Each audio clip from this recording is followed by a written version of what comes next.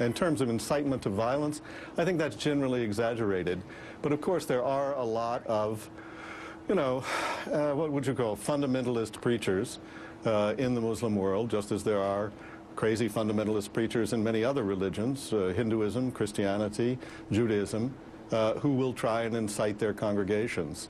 I think it's an exaggeration here in France, and indeed certainly in the United States, to believe that they are finding a lot of followers who are embracing violence.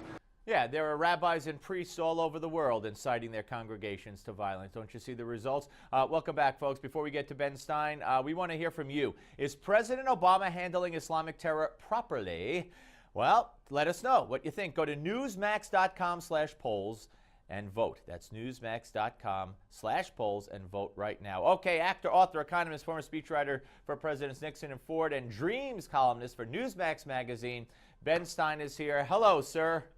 How are you, sir? Always great to talk to you. Great piece that I saw at the spectator.org. All it takes is a few, and you make the point that the Nazis started with a few dozen, Leninism started with a few dozen, and it doesn't matter if it's a small percentage of 1.6 billion Muslims. It's a problem. Well, it's really a problem. There's never been a situation like this. I note that everybody says, and I'm sure it's true, that only a tiny percentage of French Muslims support Al-Qaeda or support Islamic State or support any of these terrible groups.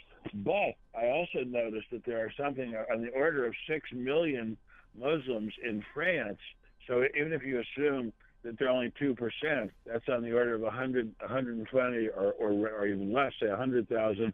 So it's quite a lot of people. You can do an awful lot of damage with 100,000, very roughly 100,000 very determined, violent people. So the fact that it's a small group is not really so much determinative as the fact that they are so violent and so outside the law. What do we do? First of all, what does a country like France do? Great Britain do? And more Muslims are immigrating to the United States. But let's focus first on France, for instance. I mean, there are whole communities. I think the French are tough as nails. I mean, one of the great myths of all times is that the French are weak. The French are tough as tough can be. And if they would make the determination that they're at war, as Premier Hollande or President Hollande said, with fundamental Islam, I think they would get it done. But here's the point, the respectful point.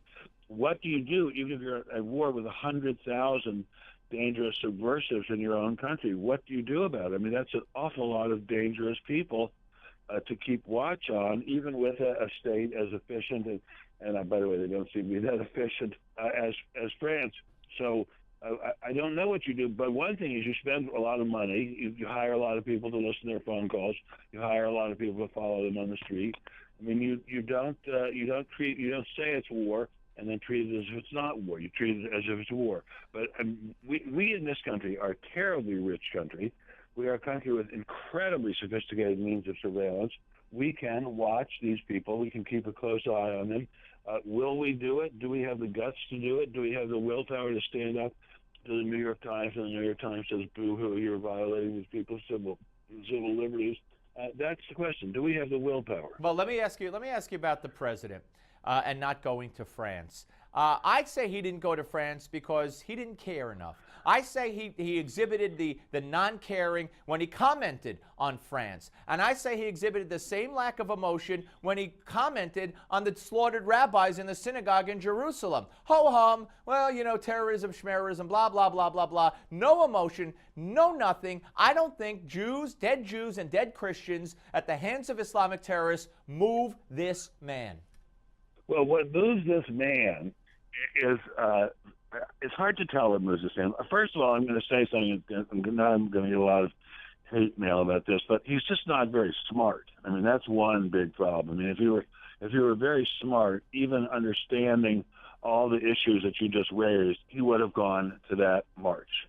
And all he had to do was just say to himself, "Look, I don't know if I should be there or not, but everybody else will be there, so I guess I should be there." So he's just not a terribly smart man. So that's one thing. I mean, and by the way, please don't have anybody write to me and say, "Oh, but he was head of the law review at Harvard." That's all nonsense. That was all a political gimme because of his ethnicity and his political skills. but that's but sure, of course he should have gone. Of course he has contempt for anybody who. I think he has contempt for just about everybody. I mean, I don't think it's just contempt for dead Jews. I think it's contempt for people murdered everywhere. I mean, I don't think he has much regard for the people killed by Islamic State. I don't think he has much regard for the people killed by Al Qaeda, fighting other Arabs and fighting other Muslims. I just don't think he's much of a guy in terms of having human empathy. Yeah, I hear you. Hey, Ben, always great to talk to you, sir. Thank you very, very much. Thank you, sir. Have a good care. day, and Happy New Year. You too. You too. Ben Stein, ladies and gentlemen. John Zogby's next. Don't go away.